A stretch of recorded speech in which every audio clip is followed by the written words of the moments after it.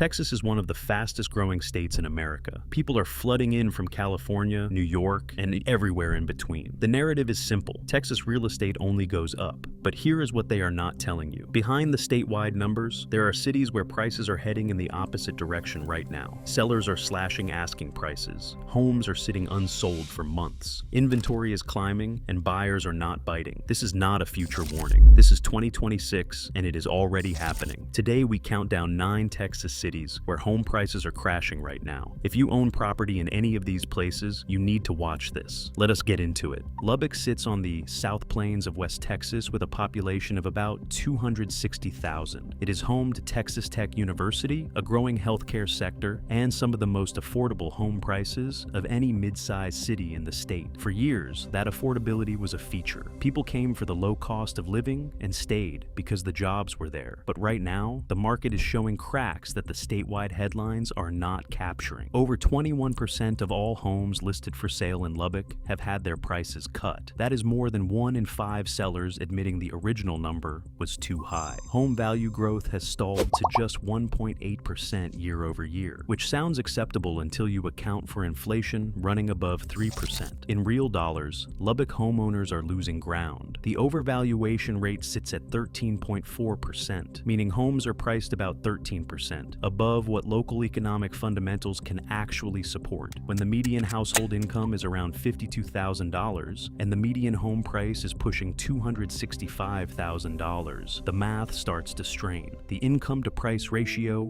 lands at roughly 5.1. The general rule of thumb for a healthy market is a ratio of 3 to 4. Lubbock is already well past that. People can stretch their budgets for a while, but eventually something gives. And in Lubbock right now, it is giving. The university provides a stable demand floor, but students and entry-level academic staff are not buying $265,000 homes. The healthcare sector helps, but not enough to absorb the inventory that has been building since 2023. Sellers who bought at peak pandemic prices are discovering that the buyers they were counting on have either left, pulled back, or simply cannot qualify at current mortgage rates above 6%. Lubbock is not collapsing, but the days of listing your home and fielding multiple offers within a week are over. If you are selling in Lubbock right now, you are competing for a shrinking pool of qualified buyers, and that means cutting your price. Abilene tells a similar story with an added layer of structural pressure. The city of about 125,000 seats roughly 2 hours west of the Dallas-Fort Worth metroplex, and it built its housing market on the same promise that drove inland cities across the Sun Belt during the pandemic: space,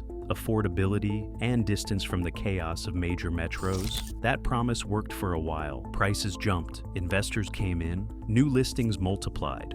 But now, 23.1% of all active listings in Abilene have seen price reductions. Nearly 1 in 4 sellers has already conceded that the market will not support what they originally asked. The overvaluation rate has climbed to 16.8%, and with a median household income of around $50,000 against a median home price approaching $235,000, the gap between what people earn and what sellers are asking is widening every month. Dyess Air Force Base provides a reliable employment anchor, and the 3 universities in the city add some stability. But military families rotate, students rent. Neither group is driving sustained home buying demand at inflated prices. The bigger problem is that Abilene attracted a wave of pandemic-era buyers who came for the low prices relative to DFW when those buyers got here. Some of them discovered that the job market outside of the base and the healthcare system is limited. The summers are punishing. The entertainment options are thin compared to what they left behind. Some of them moved on. And the sellers who bought into the boom are now sitting on properties that the next wave of buyers does not want at current prices. Abilene is correcting, slowly, but the direction is clear. Wichita Falls rounds out the opening entries with numbers that are harder to explain away.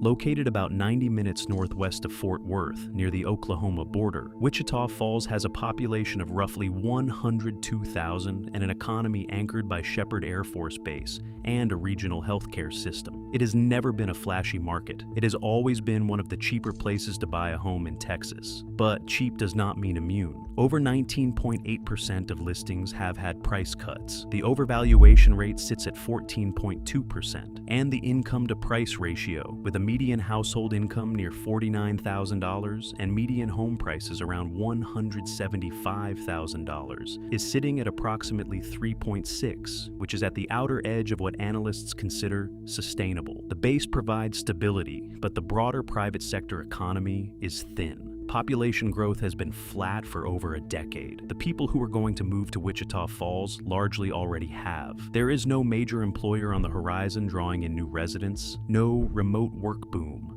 pushing urban refugees outward this far, and no infrastructure investment, creating the kind of buzz that lifts a housing market. What Wichita Falls has instead is a growing inventory of homes that sellers priced optimistically in 2021 and 2022, and are now trying to unload into a market that has no urgency. Days on market are stretching, buyers are waiting, and the sellers who need to move are the ones making the price cuts that are slowly pulling the median down. Midland sits at the heart of the Permian Basin, one of the most productive oil fields on the planet. For most of the last decade, that was enough to make it one of the hottest small city housing markets in America. When oil prices were high, Midland was flush. Workers poured in, hotels filled up, and home prices climbed in ways that had nothing to do with the size of the city, and everything to do with the price of a barrel of crude. The median home price in Midland peaked above $350,000, extraordinary for a city of about 132,000 people in the West Texas desert. But the energy market is volatile by nature, and the housing market that was built on top of it is now showing what happens when the boom cools. Over 24.6% of all listings in Midland have had price reductions.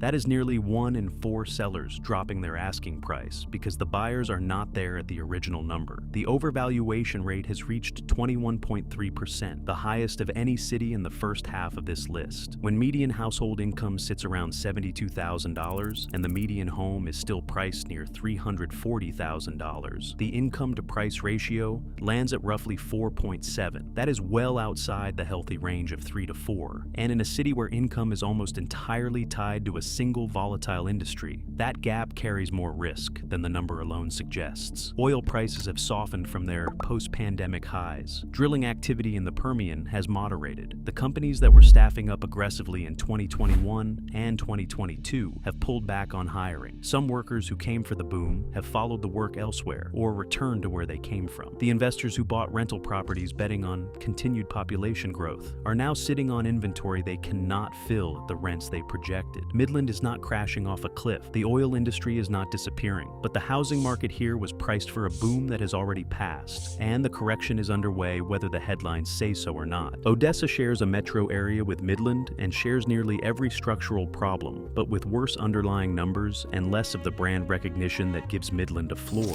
The cities are about 20 miles apart, and for years the dynamic was simple. Midland got the executives and the higher-end housing demand. Odessa got the field workers and the more affordable stock. During the boom, both rose together. Now, both are falling. But Odessa is falling harder. Over 26.1% of listings in Odessa have had price reductions, the highest rate of any city on this list so far. The overvaluation rate sits at 22.7%. With a median household income of approximately $62,000 and median home prices still hovering near $275,000, the income-to-price ratio is 4.4. And unlike Midland, Odessa does not have the same concentration of higher-earning energy professionals to provide a demand cushion at the upper end of the market. The rental market is softening as workers leave or double up. Investors who bought single-family homes expecting strong rental returns are now competing with each other to fill vacancies, and that competition is pulling rents down,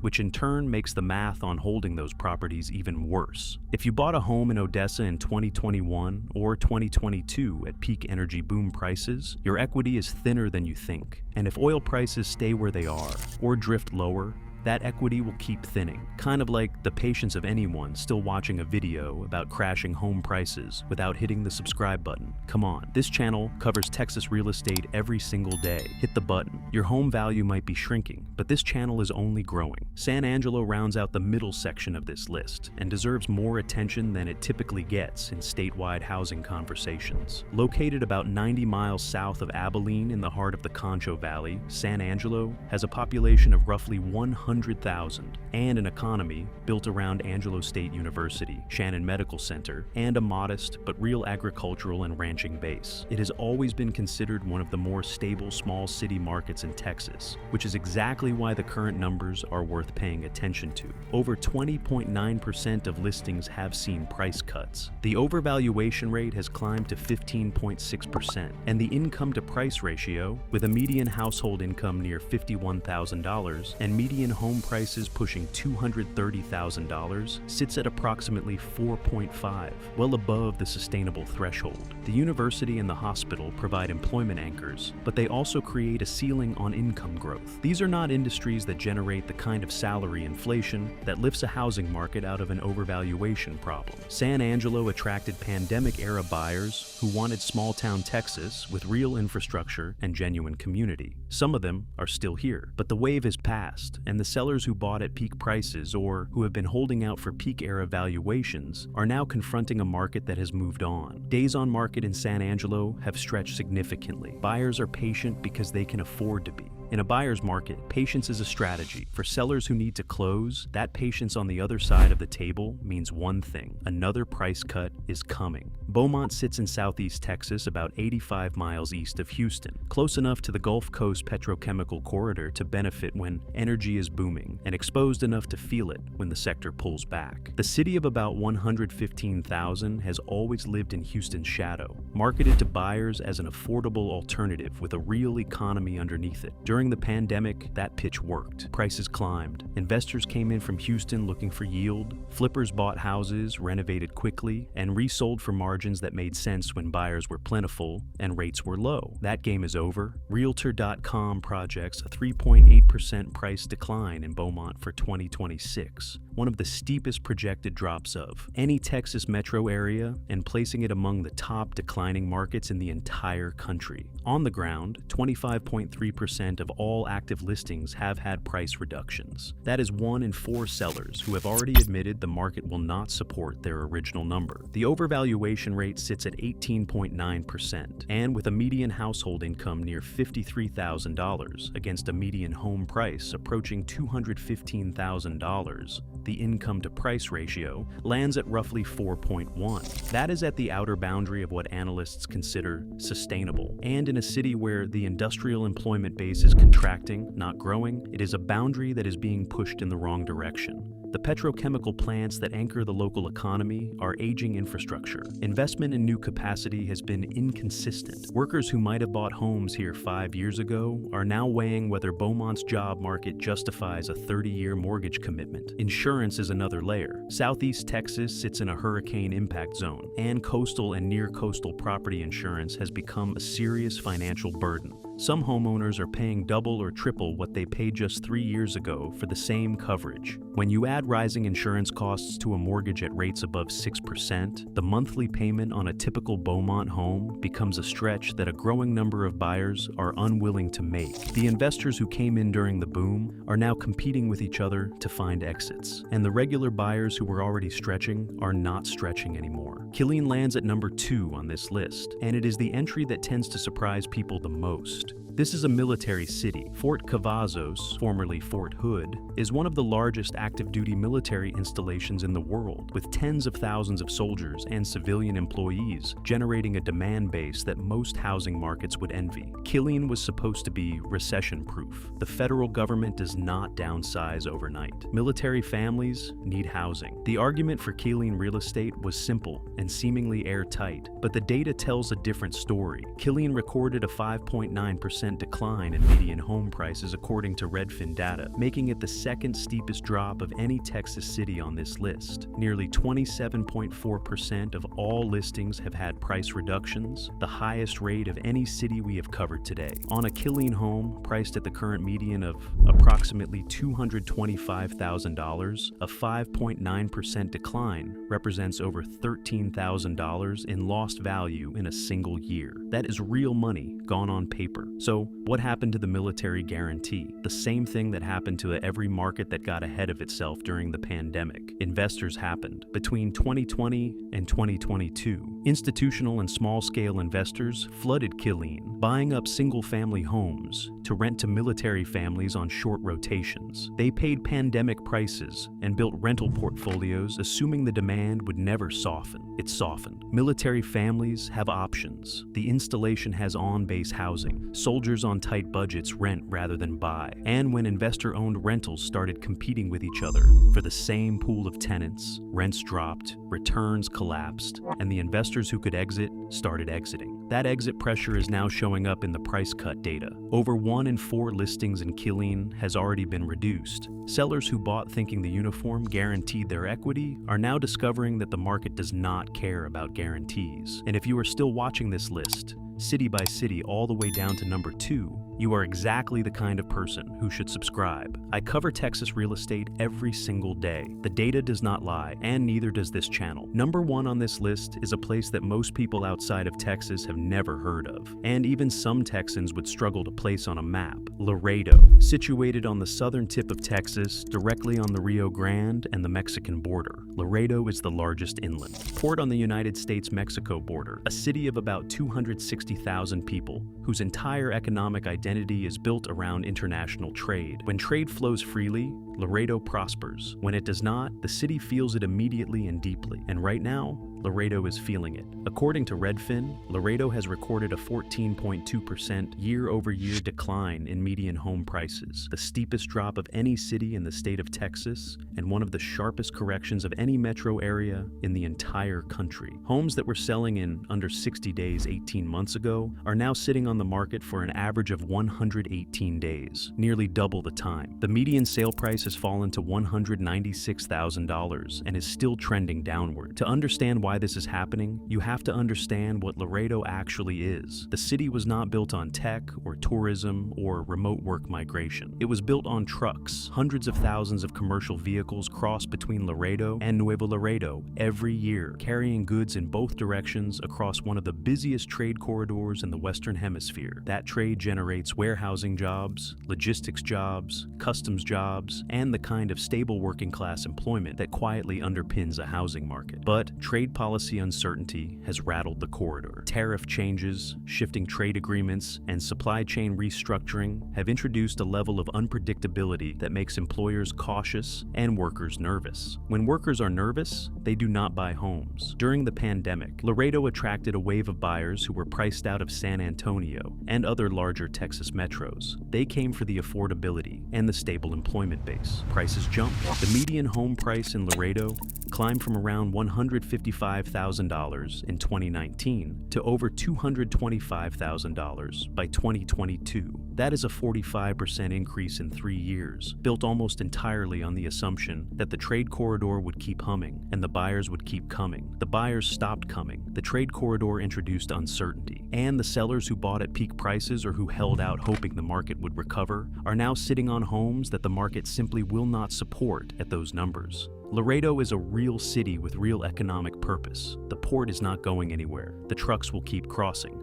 But charm and infrastructure do not pay mortgages. And when the buyers stop coming, the prices have to come down. That is exactly what is happening in Laredo right now, and at a pace that makes every other city on this list look moderate by comparison. Those are 9 Texas cities where home prices are crashing right now. From the oil fields of West Texas to the military corridors of Central Texas to the trade gateway on the southern border, the statewide median might look stable, but behind that number, there are real cities with real declines and real people losing real money. If you are thinking about buying, this might be your window. If you're thinking about selling, the clock might be ticking. And if you want to stay informed about what is actually happening in Texas real estate, subscribe. I cover this state every single day. Drop a comment and tell me if your city made the list. And if you want all the Texas data in one place, the full guide is in the description.